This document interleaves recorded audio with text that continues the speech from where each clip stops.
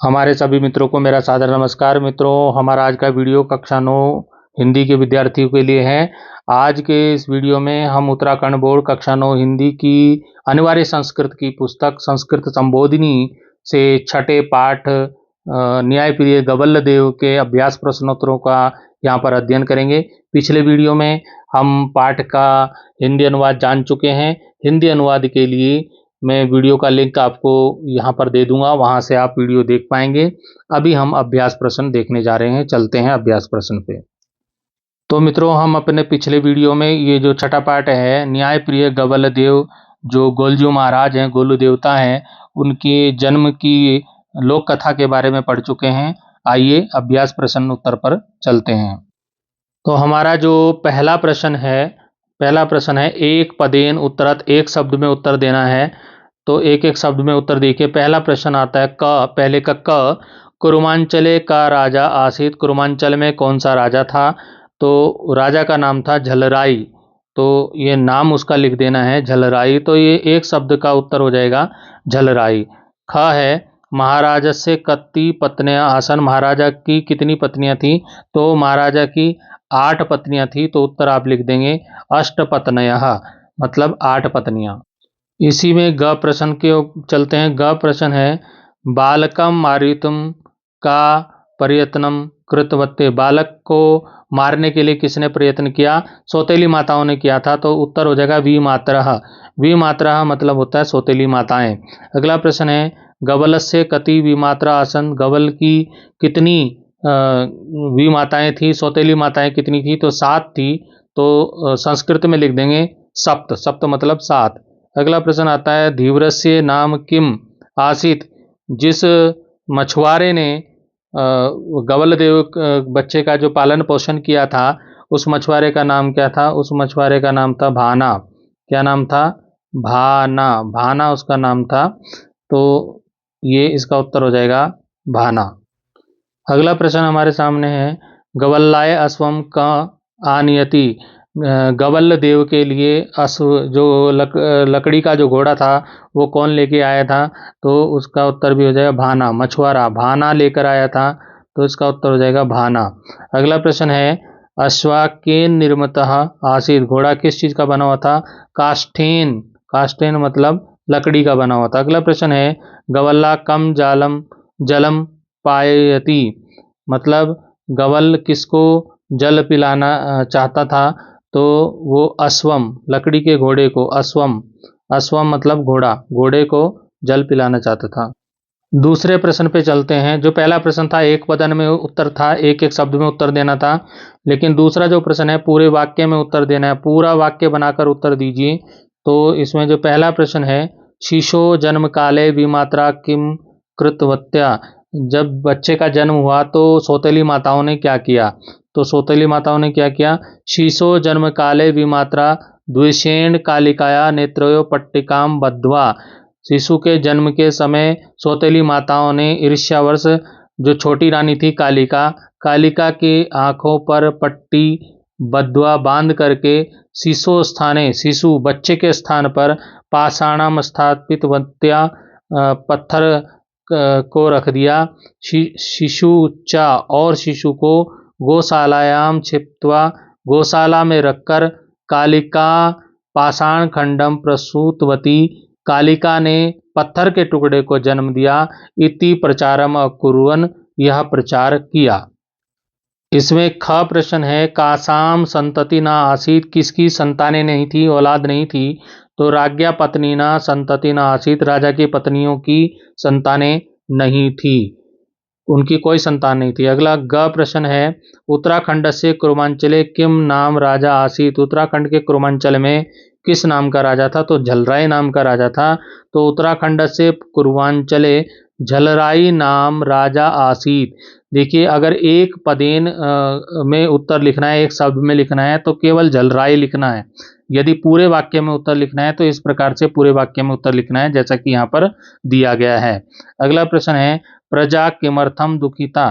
प्रजा किस लिए दुखी थी? तो प्रजा कालिका पाषाण खंडम प्रसूतवती। प्रजा कालिका रानी जो थी उसने पत्थर के टुकड़े को जन्म दिया। इति श्रुत्वा दुखिता भवत, यह सुनकर के प्रजा दुखी थी। अगला प्रश्न इसमें आ जाता है कि विमात्रः गवल्लम पेटिकायाम संस्थाप्य कुत्र क्षिप्तवत्या, सौतेली माताओं ने गवल्ल को पेटी में रख करके कहाँ फेंक दिया। तो विमात्रः गवल्लम पेटिकायाम संस्थाप्य नद्याम क्षिप्तवत्यः, तो सौतेली माताओं ने गवल्ल को पेटी में रख करके नदी में फेंक दिया। अगला प्रश्न है बालकस्य गवल्लस्य पालनम पोषणम केन कृतम, बालक गवल्ल का पालन पोषण किसने किया। तो बालकस्य गवलस्य पालन पोषणम भाना नामकेन धीवरेण कृतम, तो बालक गवल का पालन पोषण भाना नाम के मछुआरे ने किया। दूसरे प्रश्न में अंतिम आता है छ, का स्वभावेन बाल्यकाले चंचला आसीत, कौन स्वभाव से बाल्यकाल में बचपन में चंचल था। तो गवल्लः, गवल जो है स्वभावेन बाल्यकाले चंचला आसीत, बचपन में स्वभाव से चंचल था गवल। अब आता है प्रश्न संख्या 3। प्रश्न संख्या 3 आता है निर्देशानुसारम उत्तरत, निर्देश के अनुसार प्रश्नों के उत्तर देने हैं। तो इसमें तीसरे का जो का है तासाम संतति अत्र विशेषण पदम किम, यहाँ पर विशेषण ये दो शब्द हैं तासाम और संतति, इनमें से विशेषण कौन सा है। तो विशेषण इसका उत्तर हो जाएगा तासाम। तो तासाम शब्द संतति का विशेषण है क्योंकि यह उसके संबंध को बताता है, किनकी संतान ये बताता है। तो तासाम इसका उत्तर हो जाएगा। अगला प्रश्न है ख, कालांतरम इति पदस्य संधि विच्छेदम कुरुत, जो कालांतरम शब्द है उसका संधि विच्छेद क्या होगा, उसका संधि विच्छेद हो जाएगा काल धन अनंतरम बराबर हो जाएगा कालांतरम। ठीक है, इस तरह से आप इसका संधि विच्छेद कर पाएंगे। इसी में ग प्रश्न है जीवमानः, अत्र प्रत्यय का प्रत्यय, इसमें प्रत्यय कौन सा है। तो जीवमाना में सानच प्रत्यय है, सानच प्रत्यय, सानच, ठीक है, ये प्रत्यय है। अगला प्रश्न आता है घ, चंचलाः इति शब्दस्य विलोम पदम किम, तो इसका स्थिरः विलोम शब्द हो जाएगा। इसी में अगला प्रश्न आता है मम अत्र का विभक्ति, मम में कौन सी विभक्ति है। तो इसका हो जाएगा षष्ठी विभक्ति, छठी विभक्ति इसमें है। अगला प्रश्न है ग्रामीणा दुखिताः अभवन इत्यस्मिन् वाक्ये क्रियापदम किम, इस वाक्य में क्रियापद कौन सा है। ग्रामीण दुखी हुए, तो हुए, अभवन, अभवन इसका क्रियापद हो जाएगा। ठीक है, अगला प्रश्न है अश्वः जलम पास्यति वाक्यस्मिन् कर्तृपदम किम, घोड़ा जल पीता है।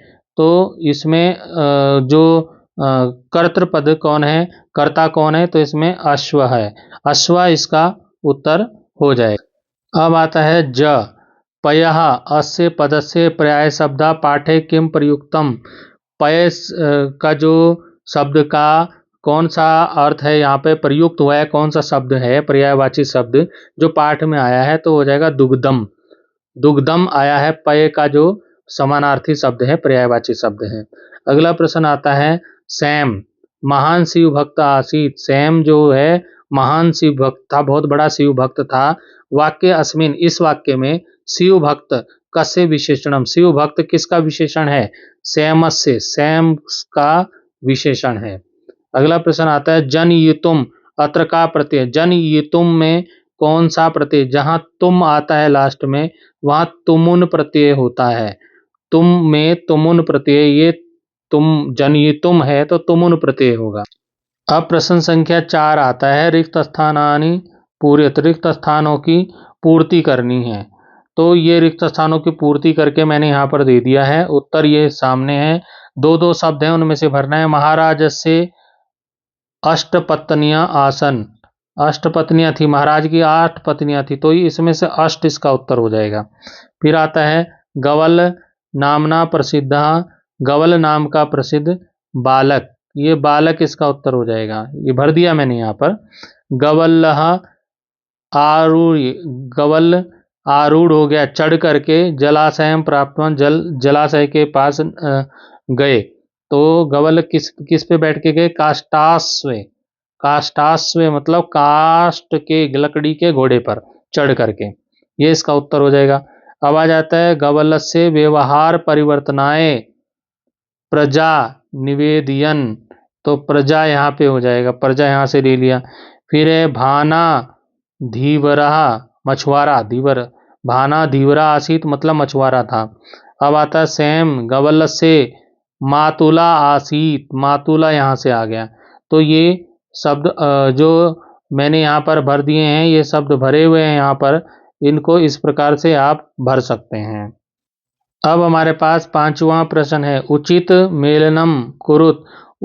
आपको उचित शब्दों के साथ मेलन करना है, तो मेलन करके हमने बता दिया है।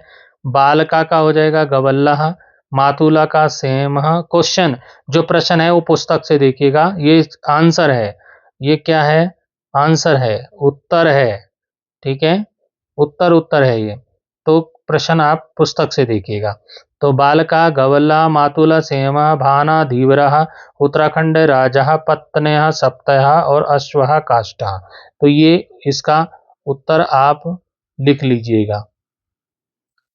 अब हमारे सामने आता है छठा प्रश्न, अधो प्रदत्तानाम शब्दानाम विपरीतार्थक शब्दान लिखत। नीचे जो शब्द दे रखे हैं उनका विपरीतार्थक मतलब विलोम शब्द लिखना है। जैसे दुखिता, क्षिप्ता, कनिष्ठा, राजा, पुत्रा, प्रसन्न, न्याय, ये शब्द दे रखे हैं पुस्तक में, इनके आपको विलोम शब्द लिखने हैं। तो विलोम शब्द मैंने यहाँ पर लिख कर दे दिए हैं, आप देख लीजिए। यहाँ पर दुखिता का हो जाएगा प्रसन्नः, क्षिप्ता का हो जाएगा गृहीतः, कनिष्ठा का ज्येष्ठः, राजा का राज्ञी, पुत्रा का पुत्री, प्रसन्न का अप्रसन्नः, न्याय का अन्यायः। तो ये उत्तर है, प्रश्न के लिए आप पुस्तक में देखिएगा, ठीक है। अब हमारे पास आता है सातवां प्रश्न, पर्यायवाची शब्दम पदम लिखत। पर्यायवाची शब्द लिखने हैं इनके, कौन कौन से शब्द जो ये दे रखे, निरपहा, पुत्रहा, दुग्धहा, गोहो, अश्व, जलम, इनके आपको पर्यायवाची शब्द लिखने हैं। तो उत्तर यहाँ पर दिया हुआ है, ये केवल उत्तर है। निरपहा का हो जाएगा भूपति ही, राजा नरेशः। इसी प्रकार से पुत्र का सुतः दारकः तनयः। इसी प्रकार से दुग्धः का पयः क्षीरम गोरसम। फिर गौ का धेनु सुरभि पयस्विनी, अश्व का हयः तुर्गः घोटकः, जलम का वारी नीरम तोयम। इस प्रकार से ये आपके पर्यायवाची शब्द हो जाएंगे। अब चलते हैं हम प्रश्न संख्या 8 पर। अव्यय पदानाम प्रयोग कृत्वा, अव्यय पदों का प्रयोग करके वाक्यानि रचयत, वाक्यों की रचना करनी है। अव्यय शब्द यहाँ पर दिए हैं, जैसे यथा, इति, तदा, यत, कृते, यदि, तरी, मतलब इनके ये अव्यय शब्द हैं, इनसे वाक्य प्रयोग करने। तो वाक्य प्रयोग यहाँ पर दिए हैं, उत्तर आपके सामने है। पहले यथा लिख दिया जैसे, तो इसका हो जाएगा वाक्य प्रयोग, यथा राजा तथा प्रजा भवति, जैसा राजा होता है वैसी प्रजा होती है। फिर इति, सत्यमेव जयते इति उपनिषद वाक्यम, सत्यमेव जयते ये उपनिषदों का वाक्य है।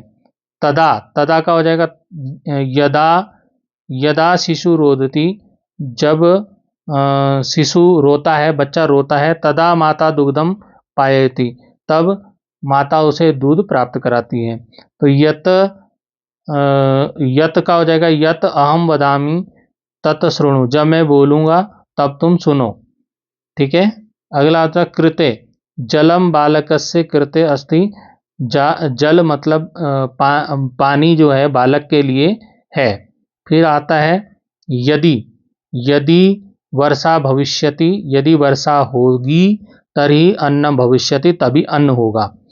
फिर है तरहि, तरहि मतलब भोजनम अस्ति तर्हि खादतु, भोजन है तो खाओ।